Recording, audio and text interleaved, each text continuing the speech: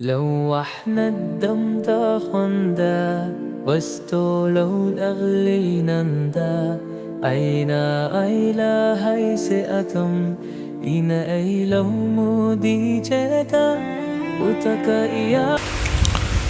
إن الحمد لله نحمده ونستعينه ونستغفره ونعوذ بالله من شرور أنفسنا ومن سيئات أعمالنا.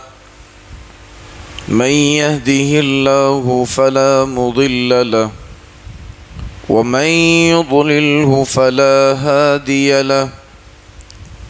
وأشهد أن لا إله إلا الله وحده لا شريك له وأشهد أن محمدًا عبده ورسوله أرسله بالحق بشيرًا ونذيرًا وداعيًا إلى الله بإذنه وسراجًا منيرًا. يا أيها الذين آمنوا اتقوا الله حق تقاته ولا تموتن إلا وأنتم مسلمون. يا أيها الناس اتقوا ربكم الذي خلقكم من نفس واحدة وخلق منها زوجها وبث منهما رجالا كثيرا ونساء. واتقوا الله الذي تساءلون به والأرحام إن الله كان عليكم رقيبا. يا أيها الذين آمنوا اتقوا الله وقولوا قولا سديدا يصلح لكم أعمالكم ويغفر لكم ذنوبكم ومن يطع الله ورسوله فقد فاز فوزا عظيما. أما بعد فإن خير الحديث كتاب الله وخير الهدي هدي محمد صلى الله عليه وسلم وشر الأمور محدثاتها وكل محدثة بدعة وكل بدعة ضلالة وكل ضلالة في النار. أعوذ بالله السميع العليم من الشيطان الرجيم من همزه ونفخه ونفثه. بسم الله الرحمن الرحيم. إن الله لا يغير ما بقوم حتى يغيروا ما بأنفسهم. معزز حاضرین جمعہ، بزرگان دین ملت، نوجوانان عظام، پردہ نشیں باعزت باعفت خواتین اسلام اور عزیز بچوں،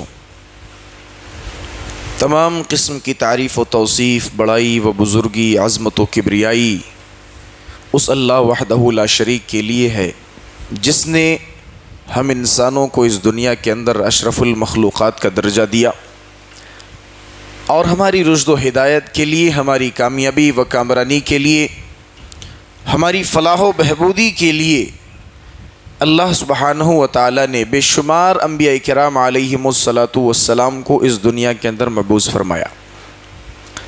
بعدہ ان تمام انبیاء کرام علیہم السلام پر لاکھوں کروڑوں درود و سلام کے پھول نشاور ہوں.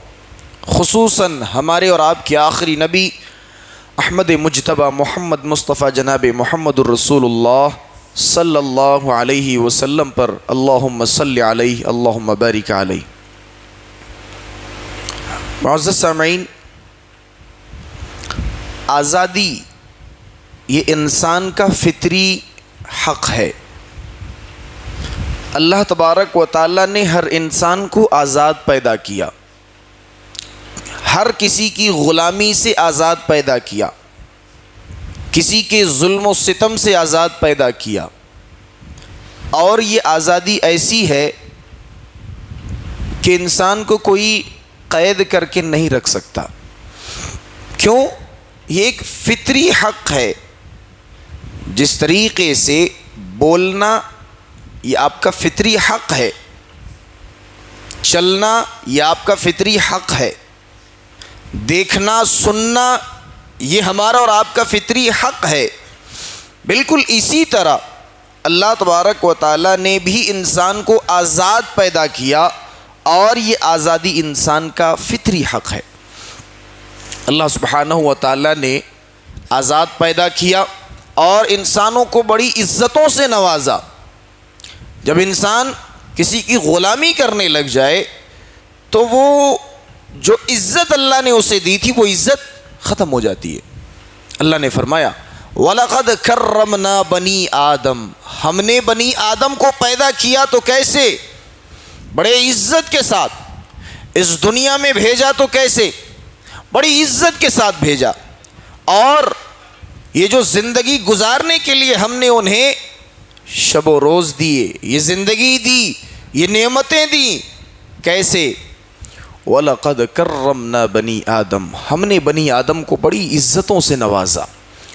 اور جب اللہ نے عزت سے نواز دیا، پھر اگر انسان کسی کی غلامی میں آ جائے تو یہ عزت کی تذلیل ہو جائے گی۔ اللہ نے جو عزت سے انسان کو نوازا ہے اس عزت کی تذلیل ہو جائے گی۔ اور حضرت عمر فاروق رضی اللہ تعالیٰ عنہ کا وہ قول یاد آتا ہے، انہوں نے کہا تھا لوگوں تم نے کب سے لوگوں کو غلام بنانا شروع کر دیا جبکہ انسانوں کو ان کی ماؤں نے آزاد جنا تھا۔ معلوم کیا ہوا؟ انسان اس دنیا میں آتے ہی ہر کسی کی غلامی سے آزاد ہے، ہر کسی کے ظلم و ستم سے آزاد ہے، ہر کسی کے جبر سے آزاد ہے، کوئی بھی انسان کو قید نہیں کر سکتا۔ آج ہم اور آپ جس مہینے سے گزر رہے ہیں، اس مہینے میں بھی ایک آزادی ہمیں اور آپ کو ملی تھی۔ یہ آزادی کون سی آزادی تھی؟ فرنگیوں سے ہمیں اور آپ کو آزادی ملی تھی، برطانوی حکومت سے ہمیں اور آپ کو آزادی ملی تھی۔ ہمارا ملک ہندوستان ایک ایسا وقت تھا جب انگریزوں کی غلامی میں آ گیا تھا، انگریزوں نے اس پر قبضہ کر لیا تھا اور وہ انگریز ہم پر قابض ہو گئے تھے۔ ذرا پس منظر کو دیکھ لیتے ہیں کہ آخر ہوا کیا تھا۔ بات ہے 16ویں صدی کے اوائل کی۔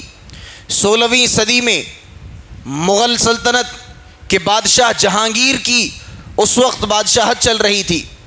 جہانگیر کے دور میں برطانوی حکومت سے انگریز تاجر ہندوستان میں داخل ہوئے اور تجارت کرنا شروع کر دیا انہوں نے۔ بڑے غور سے سمجھیے اس تاریخ کو۔ ہمیں اور آپ کو معلوم ہے کہ 15 اگست آتا ہے، آزادی کی تاریخ آتی ہے، اس میں ہوا کیا تھا؟ آزادی تو ملی تھی، ہوا کیا تھا؟ اس چیز سے بہت سارے عوام نابلد ہیں، ناواقف ہیں۔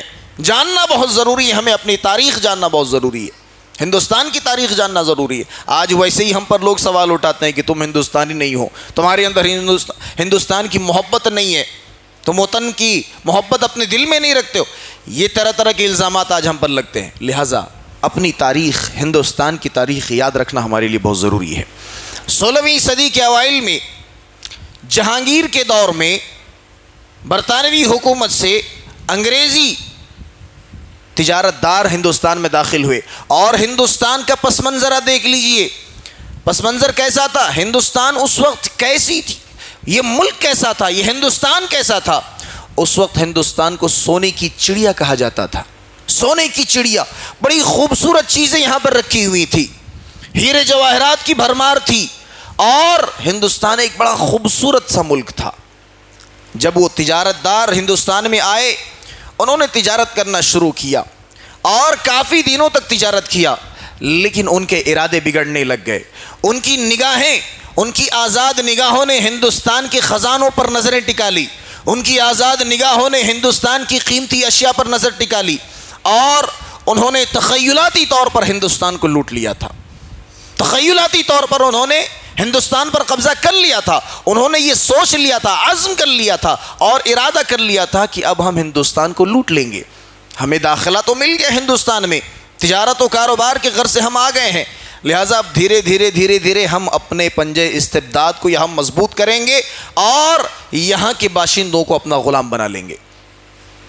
اورنگزیب کے زمانے میں وقت گزرتا گیا، اورنگزیب کا زمانہ آیا، اورنگزیب نے ان کے عزائم کو بھانپ لیا، ان کے ارادوں کو بھاپ لیا کہ یہ برطانوی تجارت دار، یہ انگریزی تاجر ہندوستان پر قابض ہونا چاہتے ہیں، یہاں کی قیمتی اشیاؤں پر ان کی نظریں ٹک گئی ہیں، لہٰذا اورنگزیب نے انہیں باہر نکالا اور ملک میں انگریزوں پر پابندی لگا دی کہ کوئی بھی انگریز ملک میں تجارت کے غرض سے نہیں آ سکتا۔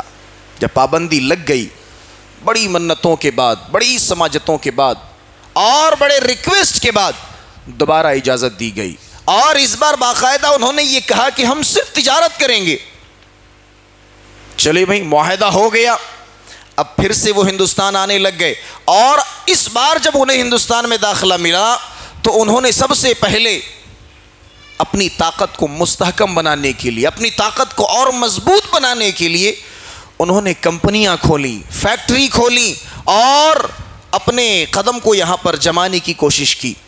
کلکتہ کے اندر ایسٹ انڈیا کے نام سے ایک بڑی کمپنی کھولی، ایسٹ انڈیا کے نام سے وہ کمپنی کھولی، اور انگریز کب تجارت سے سیاست میں آ گئے اور کب سیاست سے اقتدار میں آ گئے کسی کو بھنک بھی نہیں لگی، اور دیکھتے ہی دیکھتے ملک ہندوستان میں غلامی کی فضا پھیل گئی، غلامی کی ایک لہر دوڑ گئی۔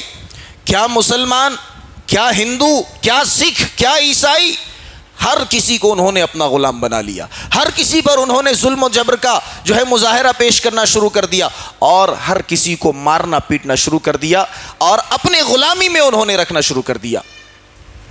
اس کے بعد کیا ہوا؟ ایک غلامی کی لہر دوڑ گئی۔ ملک ہندوستان جو آزاد تھا، ہمیشہ سے آزاد تھا، لیکن آج ایسی نوبت آ گئی کہ انگریز قابض آ گئے، اور انگریزوں نے یہاں کے باشندوں کو، ملک ہندوستان کے ہر ایک فرد کو اپنا غلام بنا لیا۔ یہ غلامی صحیح نہیں جا رہی تھی، یہاں کے باشندوں سے یہ غلامی صحیح نہیں جا رہی تھی، کوئی ڈر رہے ہیں، کوئی سہم رہے ہیں، لیکن یاد کیجئے جنگ آزادی کی جتنی بھی تحریکیں شروع ہوئیں ان میں مسلمانوں کا نام سر فہرست ملتا ہے۔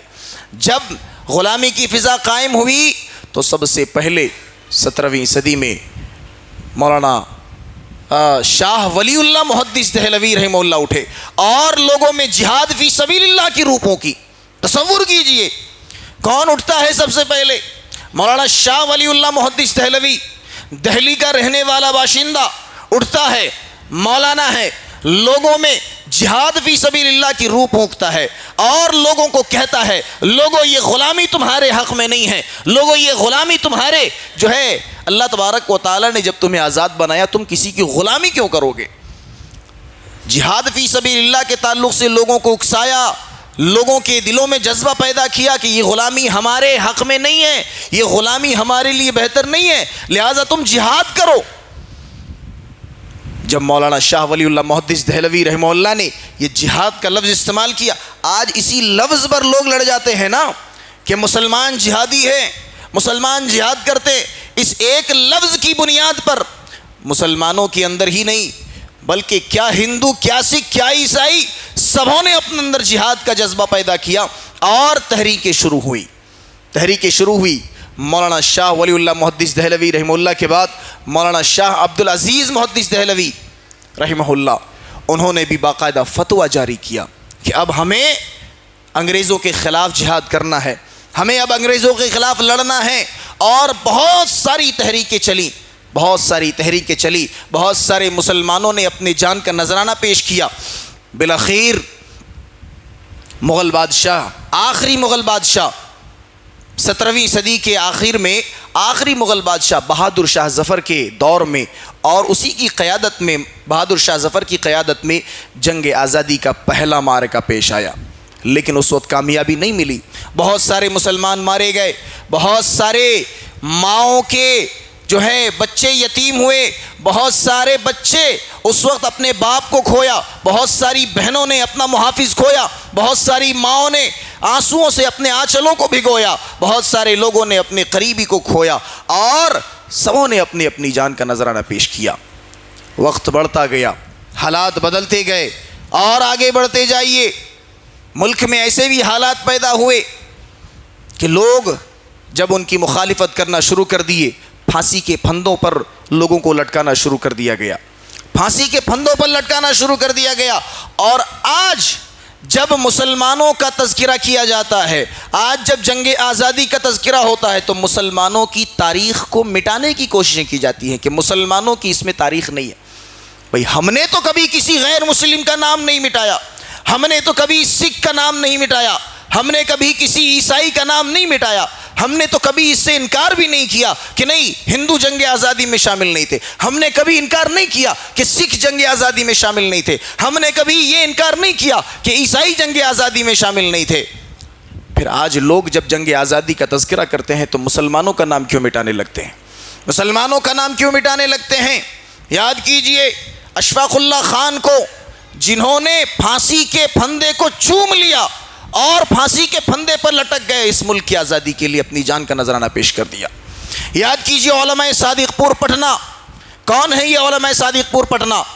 جن کے گھروں پر عید کے دن بلڈوزر چلائے گئے، وہی علماء صادق پور پٹنہ کی قربانیاں ہیں۔ جنگ آزادی کا تذکرہ ہو اور مولانا ابوالکلام آزاد کا نام نہ لیا جائے، جنگ آزادی ادھوری رہ جائے گی، جنگ آزادی کی تاریخ ادھوری رہ جائے گی۔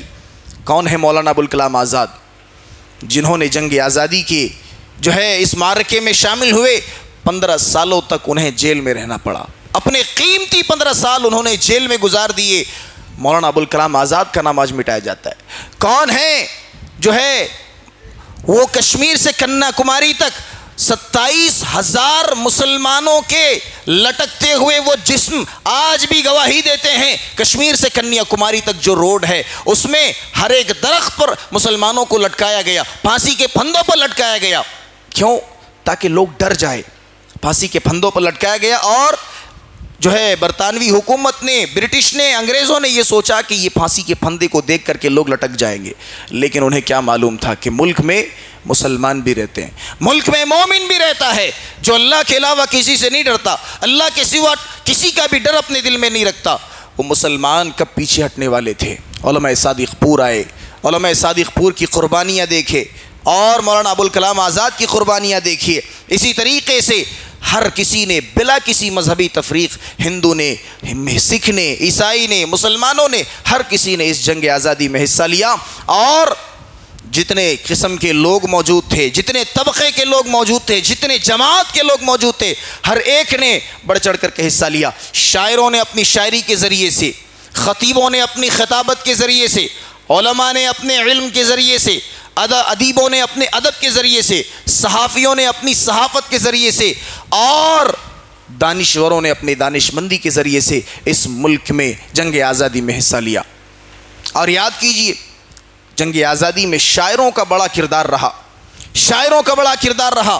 علامہ اقبال نے بھی اسی ملک ہندوستان کی آزادی کے لیے اور مسلمانوں کو اکسانے کے لیے، ان کے اندر آزادی کی امنگ پیدا کرنے کے لیے شعر کہا تھا، سارے جہاں سے اچھا ہندو سے تھا ہمارا، ہم بلبلیں ہیں اس کی یہ گل سے تھا ہمارا۔ یہ شاعری اللہ کے رسول صلی اللہ علیہ وسلم کے دور میں بھی لوگ پڑھا کرتے تھے۔ خود نبی کریم صلی اللہ علیہ وسلم بھی جب جنگ میں اترتے، شعر پڑھ کر کے کبھی کبھار اترتے، انا النبی لا کذب انا ابن عبد المطلب، میں کون ہوں؟ میں جھوٹا نبی نہیں، میں عبد المطلب کا بیٹا ہوں۔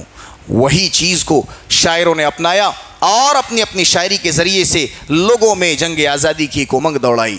اسی طریقے سے آپ دیکھیں بسم العظیم آبادی، بہت بڑا شاعر گزرا جنگ آزادی میں لوگوں کو ابھارنے کے لیے، اس نے بھی بڑی بہترین شاعری کہی، سرفروشی کی تمنا اب ہمارے دل میں ہے، دیکھنا ہے زور کتنا بازوئے قاتل میں ہے۔ یہ شعر سنتے جاتے، یہ شعر پڑھتے جاتے، اور مسلمانوں کے دلوں میں، لوگوں کے دلوں میں ایک ولولہ اٹھتا جاتا، ایک امنگ پیدا ہوتی جاتی، جنگ آزادی کی امنگ دوڑتی جاتی، اور مسلمان باہمت ہو جاتے، مسلمان طاقتور ہو جاتے، ذہنی اور دماغی اعتبار سے مسلمان تیار ہو جاتے تھے۔ جو بھی ان کی شکست کی چانسز نظر آتے تھے وہ سارے ختم ہو جایا کرتے تھے، اور ان شاعری کو سن کر کے وہ اپنے اندر جوش اور ولولہ پیدا کر لیا کرتے تھے۔ اسی طریقے سے اشفاق اللہ خان کو یاد کیجئے، جب فیض آباد میں انہیں پھانسی کے پھندے پر لٹکایا جانے لگا، اشفاق اللہ خان نے بڑا تاریخی شعر کہا تھا، کچھ آرزو نہیں ہے بس آرزو تو یہ ہے، رکھ دے کوئی ذرا سی خاک وطن کفن میں۔ سبحان اللہ۔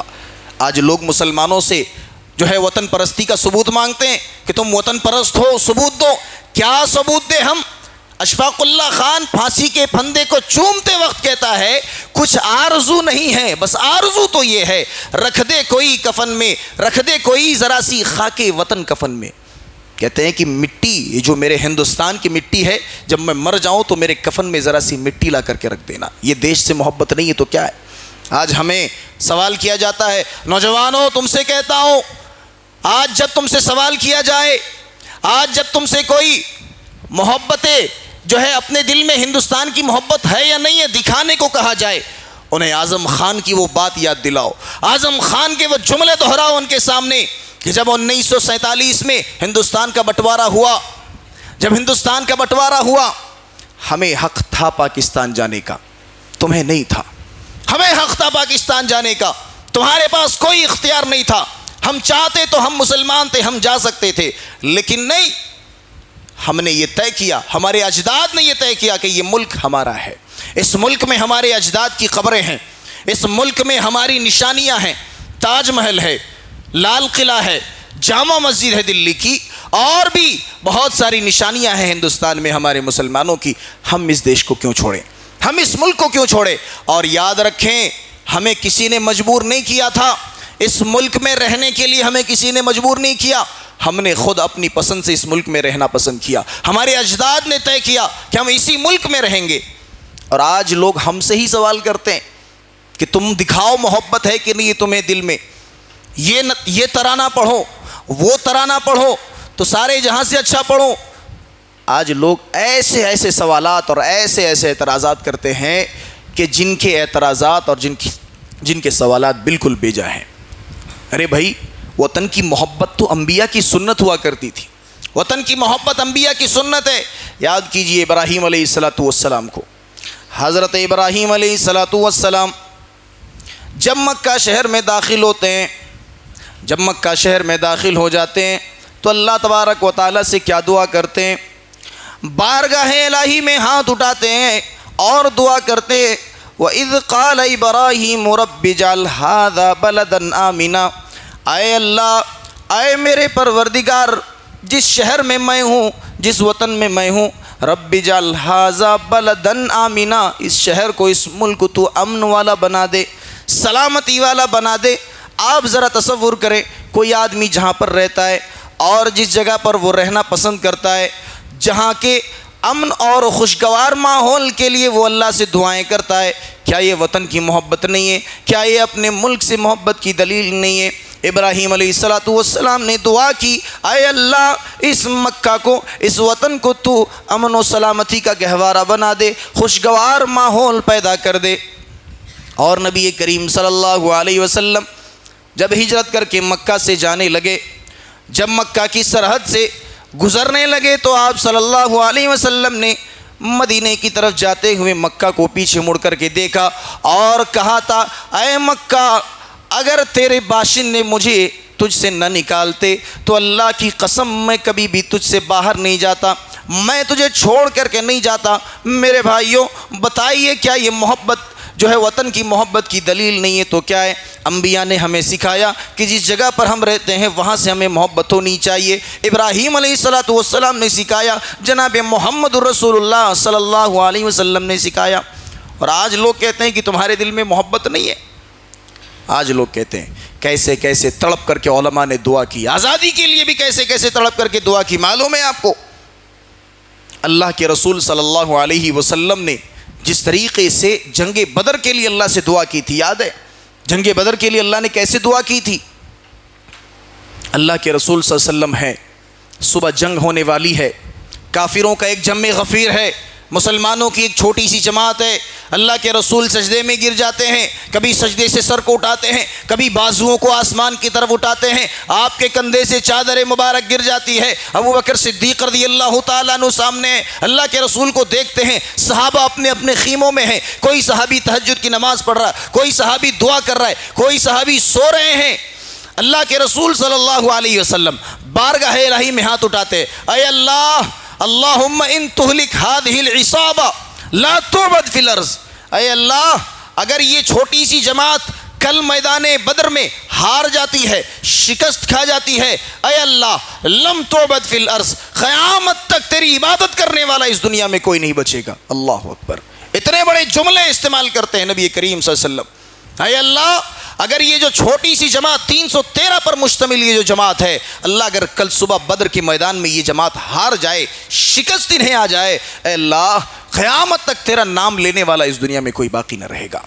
ابو بکر صدیق رضی اللہ تعالیٰ عنہ آتے ہیں، اللہ کے رسول حسبک حسبک، بس کیجئے اللہ کے رسول، بہت بڑے جملے آپ ادا کر رہے ہیں، اللہ آپ کی دعا قبول کرے گا۔ اللہ تبارک و تعالیٰ نے اللہ کے رسول صلی اللہ علیہ وسلم کی دعا قبول کی اور اعلان کیا کہ اے نبی آپ بے فکر ہو جائیے، آپ کو شکست نہیں ملنے والی ہے۔ یہی دعا مولانا حسین بٹالوی رحمہ اللہ نے سرزمین ہند میں آزادی کے لیے کی تھی، اور کیسی دعا کی تھی؟ جناب محمد الرسول اللہ کی وہ دعا اپنے ذہن میں رکھیے۔ مولانا حسین بٹالوی رحمہ اللہ دستے جو ہے آسمان میں اٹھاتے ہیں اپنے ہاتھوں کو اور اللہ سے فریاد کرتے ہیں، اے اللہ اگر یہ ہندوستان کے علماء کی جماعت ختم ہو گئی تو اللہ تیرے توحید کا پرچار کرنے والا کوئی باقی نہ رہے گا۔ اے اللہ یہ جو علماء کی جماعت ہے، اللہ یہ مسلمانوں کے رہبر ہیں، اللہ یہ مسلمانوں کے رہنما ہیں۔ مولانا حسین بٹالوی کے وہ جملے یاد کیجئے، کہتے اللہ جب تک علماء اس دنیا میں ہیں، ہندوستان میں ہیں، اللہ اگر یہ علماء ختم ہو گئے ہندوستان سے، جنگ آزادی کی جنگ میں اگر یہ شہید ہو گئے، اے اللہ ہندوستان کی سرزمین میں تیرا نام لینے والا کوئی باقی نہ رہے گا۔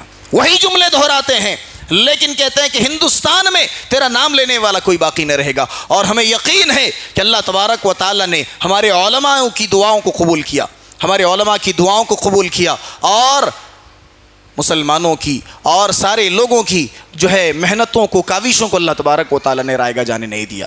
تو یہ مختصر سی ایک تاریخ تھی جنگ آزادی کی، اور اس میں مسلمانوں کا کتنا کردار ہے اس کو بھی ہم نے جانا۔ لیکن بڑا سوال یہ ہے کہ جب یہ ملک آزاد ہو گیا، جب یہ دیش آزاد ہو گیا، تب ہماری ذمہ داری کیا عائد ہوتی ہے؟ ہر ایک فرد پر، خاص کر کے مسلمانوں پر کیا ذمہ داری عائد ہوتی ہے کہ جنگ آزادی کے بعد وہ کیا کرے؟ سب سے پہلی چیز کہ لوگوں ظلم کے خلاف آواز اٹھاؤ، ڈرو مت۔ اللہ تبارک و تعالیٰ نے ہمیں اور آپ کو اگر ڈرنا سکھایا تو صرف اور صرف اپنی ذات سے سکھایا۔ مسلمان مومن کبھی اللہ کے علاوہ کسی سے نہیں ڈرتا۔ ظلم کے خلاف آواز اٹھانا سیکھو، ظلم کو سہنا اور جبر کو سہنا یہ بھی ظلم ہے۔ انسان ظلم سہتا جائے، جبر سہتا جائے اور صرف یہ کہے کہ میں مظلوم ہوں، یہ نہیں چلے گا۔ اللہ نے ہمیں نہیں سکھایا۔ ہم ڈر جاتے اگر ہمارا نبی کمزور ہوتا، ہم ڈر جاتے اگر ہمارے نبی نے ہمیں ڈرنا سکھایا ہوتا۔ لیکن یاد کیجئے نبی کریم صلی اللہ علیہ وسلم کی زندگی، آپ نے کبھی ڈرنا نہیں سکھایا۔ آپ خود جنگ کے میدان میں اتر کر کے دشمنوں کو للکارتے۔ آپ ہمارے نبی ایسے تھے جو زرہ باندھنے والے تھے، ہمارے نبی ایسے تھے جو تلوار اٹھانے والے تھے، اور ہم ان کے امتی ہیں۔ ہم کیوں کسی سے ڈریں؟ یہ ملک آزاد ہو گیا، اس کے باوجود بھی ہمارے اوپر لوگ انگلیاں اٹھاتے ہیں کہ ہماری اتنی ذمہ داری نہیں بنتی کہ ہم اپنے اوپر آنے والے اعتراضات کا ازالہ کریں، آنے والے ظلم و تشدد کا سامنا کریں، اور آنے والی مخالفتوں کا سامنا کریں۔ یہ پہلی اور بڑی ذمہ داری عائد ہوتی ہے کہ مسلمانوں اپنے خلاف ظلم ہوتے ہوئے دیکھو تو آواز اٹھاؤ، آواز اٹھاؤ، اور اس آواز کے لیے، اس تحریک کے لیے اور اس انقلاب کے لیے اگر اپنی جان کا نذرانہ بھی پیش کرنا پڑے تو غمگین نہ ہونا، غمگین نہ ہونا۔ کیوں؟ آج ہمارے دین پر، ہماری شریعت پر لوگ باتیں کرتے ہیں۔ ہم ہندوستانی تو ضرور ہیں، ہمیں آزادی تو ضرور مل گئی، لیکن آزاد ہونے کے باوجود بھی آج مسلمانوں کی شریعت پر، مسلمانوں کے ہر ایک عمل پر، مسلمانوں کے ہر ایک احکام پر آج لوگ اعتراض کرتے ہیں، آج لوگ اعتراض کرتے ہیں۔ اور ایسے اعتراضات کا جواب اگر ہم نہ دیں تو پھر یہ ہماری کوتاہی ہوگی، اور قیامت کے دن اللہ تبارک و تعالی ہم سے سوال بھی کرے گا۔ تو پہلی ذمہ داری عائد ہوتی ہے کہ ظلم کے خلاف آواز اٹھاؤ، اور اس آواز اٹھانے کے چکر میں اگر انسان چلا جاتا ہے، انسان مر بھی جائے تو بھی غم نہیں کرنا چاہیے انسان کو۔ کیوں؟ یہ اللہ کا راستہ، شریعت کی دفاع، اسلام کی سربلندی، اور اسی طریقے سے اسلام کی عزت و آبرو کو بچانے کے لیے ہم اور آپ یہ دفاع کریں گے، آواز اٹھائیں گے۔ پھر اگر اسی راستے میں ہم اور آپ شہید بھی ہو گئے، اگر ہماری شریعت پر کوئی آنچ آتی ہے، یہ ملک آزاد ہے، اور ملک آزاد ہونے کے باوجود بھی کوئی شریعت پر انگلی اٹھاتا ہے، ہماری ذمہ داری عائد ہوتی ہے کہ ہم اس کے خلاف آواز اٹھائیں۔ اسی طریقے سے دوسری اور بہت بڑی ذمہ داری خاص کر کے مسلمانوں پر یہ عائد ہوتی ہے کہ مسلمانوں اپنے اندر سے اختلافات کو ختم کرو۔ ہم آزاد تو ہو گئے، لیکن اس کے باوجود بھی ہم ابھی بھی یہ مذہبی غلامی میں، یہ فرقہ پرستی کی غلامی میں ابھی بھی قید ہیں۔ ہمیں آزاد ہونا باقی ہے، یہ فرقہ پرستی سے آزاد ہونا باقی ہے، یہ مسلک پرستی سے آزاد ہونا باقی ہے۔ ابھی بھی جو ہے مذہبی غلامی میں ہم اور آپ جی رہے ہیں، یہ فرقہ پرستی کا غلامی کا طوق اپنے گلے میں لٹکا کر کے ہم چل رہے ہیں۔ سب سے پہلے اسے ختم کرنا ہوگا، سب سے پہلے اس اختلاف کو ختم کرنا ہوگا، اس انتشار کو ختم کرنا ہوگا۔ آج ہماری اور آپ کی آپسی دشمنی نے غیروں کو اتنا موقع دے دیا کہ وہ ہم پر انگلی اٹھاتے ہیں، ورنہ کس کو مجال، ورنہ کس کے اندر اتنی مجال کہ مسلمانوں کی اتنی بڑی تعداد کو للکارے۔ اللہ کے رسول بدر کے میدان میں صرف 313 لے کر کے گئے تھے، لیکن متفق تھے، متفق تھے، لہذا ہزاروں کی تعداد نے بھی 313 کی جماعت سے لڑ کر کے جو ہے شکست کھا لی، 313 کی جماعت فتح یاب ہو گئی۔ آج وہ اتحاد ہونا چاہیے، بھلے ہی تعداد کم ہو، بھلے ہی گنتی میں ہم اور آپ کم ہوں، لیکن ہمارے اور آپ کے اندر اتحاد ہونا چاہیے، اتفاق ہونا چاہیے۔ ہماری اور آپ کی نا اتفاقی، ہماری اور آپ کی انتشار، اور ہمارا آپ کا یہ آپس میں مسلک فرقہ اور یہ مذہب کھیلنا لوگوں کو موقع دیتا ہے۔ لوگ ہم پر اسی جگہ پر ہم اور آپ پر جو ہے انگلیاں اٹھاتے، ہمارے اوپر انگلیاں اٹھاتے۔ ایسے موقع ہم اور آپ کیوں دیں جس سے غیر ہم پر انگلیاں اٹھائے؟ لہٰذا یہ ساری چیزیں ختم کرنا ہوگا۔ ہم اور آپ ایک قرآن کے ماننے والے، ایک حدیث کو ماننے والے، ایک اللہ کو ماننے والے، ایک نبی کے امتی، ایک اسلام کے امتی۔ کبھی کسی نے یہ کہا کہ ہمارا اللہ دوسرا ہے، کبھی کسی نے یہ کہا کہ ہمارا نبی دوسرا ہے، کبھی کسی نے یہ کہا کہ ہمارا قرآن دوسرا ہے، کبھی کسی نے یہ کہا کہ ہمارے لیے الگ جنت ہے، کبھی کسی نے یہ کہا کہ ہمارے لیے الگ سے حساب و کتاب ہوگا۔ نہیں، یہاں پر اہل حدیث بھی ہیں، دیوبندی بھی ہیں، تبلیغی جماعت کے بھی ہیں، مجھے معلوم ہے ہر مسلک کے لوگ یہاں بیٹھے ہیں۔ کبھی کسی نے یہ کہا کہ ہم دوسرے اللہ کو مانتے ہیں، کبھی کسی نے یہ کہا کہ ہم دوسرے نبی کو مانتے ہیں، کبھی کسی نے یہ کہا کہ ہماری کتاب دوسری ہے، کبھی کسی نے یہ کہا کہ ہماری شریعت دوسری ہے۔ یہ الگ بات ہے کہ ہم فقہی مسائل میں مختلف ہیں، یہ الگ بات ہے کہ ہم مسائل میں ایک دوسرے سے جدا ہیں، لیکن ہمارا جو بنیاد ہے، جو ہمارا رب ہے، جو ہمارا نبی ہے، جو ہماری کتاب ہے، جو ہماری شریعت ہے، وہ تو سب کے لیے یکساں ہے، وہ تو سب کے لیے برابر ہے۔ پھر کس بات کا اختلاف، پھر کس بات کا انتشار؟ لہٰذا اسی اختلاف کو اور اسی انتشار کو ہمیں اور آپ کو آج ختم کرنا ہوگا۔ یہ ہمارے اور آپ کے اوپر یہ دوسری بڑی ذمہ داری عائد ہوتی ہے۔ تیسری ذمہ داری کہ آزادی کے بعد بھی انسان اگر ظلم و ستم کا شکار ہے تو اس کی کیا وجہ ہے؟ بہت بڑی وجہ یہ ہے کہ ایمان کی کمزوری ہمیں اور آپ کو سمجھ میں نہیں آتی، لیکن اللہ تبارک و تعالیٰ نے بہت پہلے وعدہ کیا ہے، بہت پہلے اللہ کا وہ وعدہ یاد کیجئے، وَلَا تَهِنُوا وَلَا تَحْزَنُوا وَأَنْتُمُ الْأَعْلَوْنَ إِن كُنتُم مُؤْمِنِينَ۔ اللہ نے کہا لوگو ڈرو نہیں، غمگین نہ ہو، تم ہی کامیاب ہوگے، تم ہی سربلند رہوگے، تمہارا اقتدار ہوگا، تمہاری حکومت ہوگی، تمہاری سرکار ہوگی، تمہارا غلبہ ہوگا، تمہاری طاقتیں ہوں گی، تم غالب رہوگے۔ ایک شرط لگائی اللہ نے، صرف ایک شرط، زیادہ نہیں، وَأَنْتُمُ الْأَعْلَوْنَ، تم کامیاب رہوگے، کامیابی تمہارے قدم چومے گی۔ ان کنتم مؤمنین، اگر تم اپنے دل میں ایمان پیدا کر لو، تم اپنے دل میں ایمان پیدا کر لو، یہ ایمان نام کی چیز آج ہمارے اور آپ کے اندر پیدا ہو جائے، پھر دیکھیے کہ انسان کہاں پہنچتا ہے، انسان کی ترقی اور انسان کا عروج کہاں پہنچتا ہے، تب ہم اور آپ کو اندازہ ہوگا۔ کیوں؟ اللہ کا وعدہ ہے، اللہ کا وعدہ کبھی جھوٹا نہیں ہوتا۔ اللہ تبارک و تعالیٰ نے اگر وعدہ کیا ہے تو ظاہری بات ہے کہ اللہ تبارک و تعالیٰ اپنے وعدے میں سچا ہوگا۔ ایک بار ہم ایمان تو لا کر کے دیکھیں۔ لیکن امت کا حال یہ ہے، آج مسلمانوں نے ناچنے گانے کو اپنا شعار بنا لیا، آج مسلمانوں نے میوزک اور قوالیوں کو اپنا شعار بنا لیا، آج مسلمانوں نے غیروں کی تہذیب کو اپنا لیا، اور سوچتے ہیں کہ نہیں، اس کے باوجود بھی ہم ایمان والے ہیں، سوچتے ہیں کہ نہیں، ہماری کوکھ سے آج مسلمان ماؤں کی کوکھ سے بڑے بڑے بہادر پیدا ہوں گے۔ نہیں، معاف کیجئے گا، آج اگر مسلمان کی عورتوں کا یہ حال ہو کہ انہوں نے ناچنے گانے کو اپنا شعار بنا لیا، انہوں نے فیشن کو اپنا شعار بنا لیا، تو ان کی کوکھ سے جنم لینے والا کوئی بہادر پیدا نہیں ہوگا. ان کی کوکھ سے کبھی صلاح الدین ایوبی پیدا نہیں ہو سکتا. ان کی کوکھ سے کبھی محمد بن قاسم پیدا نہیں ہو سکتا. ان کی کوکھ سے نبی کریم صلی اللہ علیہ وسلم کی تیار کردہ جماعت کا ایک فرد بھی پیدا نہیں ہو سکتا. کیا کرنا ہوگا؟ ایمان سب سے پہلے ضروری ہے.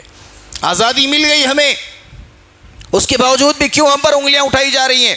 اللہ کے رسول صلی اللہ علیہ وسلم نے بھی کہا تھا، لوگوں ایک وقت ایسا آئے گا جب لوگ تم پر ٹوٹ پڑیں گے، دوسرے قوم کے لوگ تمہیں مارنے کاٹنے کو اتر جائیں گے. صحابہ نے پوچھا، اللہ کے رسول کیا ہم تعداد میں کم ہوں گے؟ کیا ہماری تعداد کم ہوگی؟ اور یہ کیسا دور، ہر چہار جانب مسلمانوں کا غلبہ. اللہ کے رسول جس وقت یہ حدیث سنا رہے ہیں، ہر چہار جانب مسلمانوں کا غلبہ. کبھی مسلمان روم کو فتح کر رہے ہیں، کبھی ایران کو فتح کر رہے ہیں، کبھی ملک شام کو فتح کر رہے ہیں. ایسی حالت میں بڑے بڑے صحابہ موجود ہیں، بڑے بڑے جنگجو صحابہ موجود ہیں. اللہ کے رسول کہتے لوگوں تم پر ایک ایسا وقت آئے گا کہ تم پر دوسری قومیں ٹوٹ پڑیں گی، تمہیں ماریں گی کاٹیں گی. صحابہ نے پوچھا، اللہ کے رسول کہ ہم تعداد میں کم ہوں گے؟ کہا نہیں، تعداد میں کم نہیں ہوں گے. صحابہ پریشان، اللہ کے رسول پھر کیا وجہ ہوگی؟ کیا وجہ ہوگی کہ آج ہم اتنے طاقتور ہیں اور ہم جیسے طاقتوروں کو لوگ آ کر کے ماریں گے، دوسرے قوم کے لوگ ہم پر ٹوٹ پڑیں گے؟ اللہ کے رسول صلی اللہ علیہ وسلم نے کہا تمہارے دل میں وہن نام کی بیماری پیدا ہو جائے گی. پوچھا صحابہ نے، یا رسول اللہ یہ وہم کیا چیز ہے؟